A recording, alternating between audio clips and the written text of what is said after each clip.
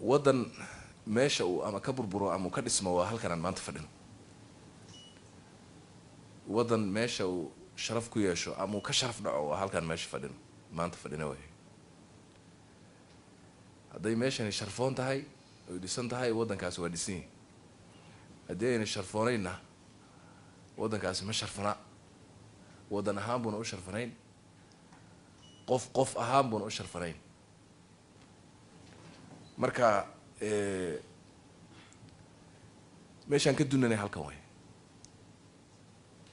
dib u soo celinta qaranka Soomaaliyeed qaybta ugu weyn waxaa iskale oo la rabaa inay ka qaataan xooggeena dalka Soomaaliya.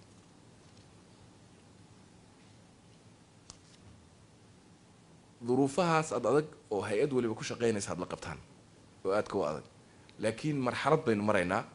marxaladaas aan marayno maalin baan ka soo fiicnaanaynaa.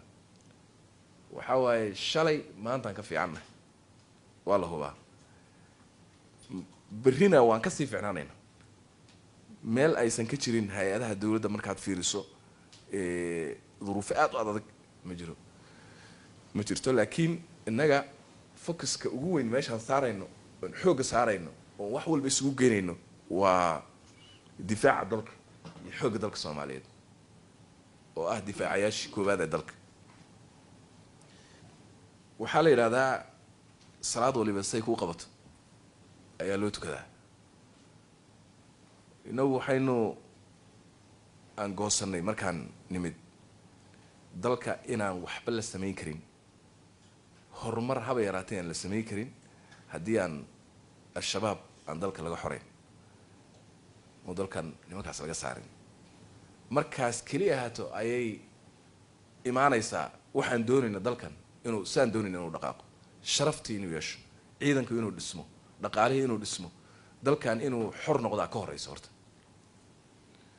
dal la haysto iyo dad boqol loo dilaayo maalin walba, la qarxinayo, la baabi'inayo, waxbaan dhisayaa iyo dhaqaalaan korinayaa iyo waxbarashaan kor u qaadayaa iyo caafimaad baan samaynayaa, suurtagalka maaha. marka waxaan nidhi priority number 1 iyo ilaa tiro weligaa ku gaarsiiyey ilaa priority number million waxaa inoo ah inaan amniga wax ka qabano. waxaan ka fakarnay marka inaan see la yeelaa in horta bal ayaga waxay yihiin la sheego, culimadii loo yeero, inaan dhahno see loola dagaalami karaa saa hadda sheegteen, fikirka aan kala dagaalano, dhaqaalaha aan kala dagaalano, militarylina aan ula dagaalano. marka wax fiicanaa laga qabtay. dadkeenni baan abaabulinay oo aada ogtihiin meeshay dagaalka ka joogeen. arrintaa marka runtii dagaal baan ka gallay, wacyigelin aada u xoog badan baa la sameeyey. dadka Soomaaliyeed baan la hadalnay, qaybahooda kala duwan aan la kulannay, culimadoodii baan la kulannay, fatway soo saareen, civil society baan la xiriirnay, qayb kastoo yihiin aan la kulannay, odayaashii dhaqanka, waad ogtihiin dhalinyaradii, haweenkii, dadkii Soomaaliyeed. maanta marka sidii way ka bedelan tahay. shacabkii Soomaaliyeed baa hubkii qaatay, ayagii baa la diray, dagaal bay la galeen.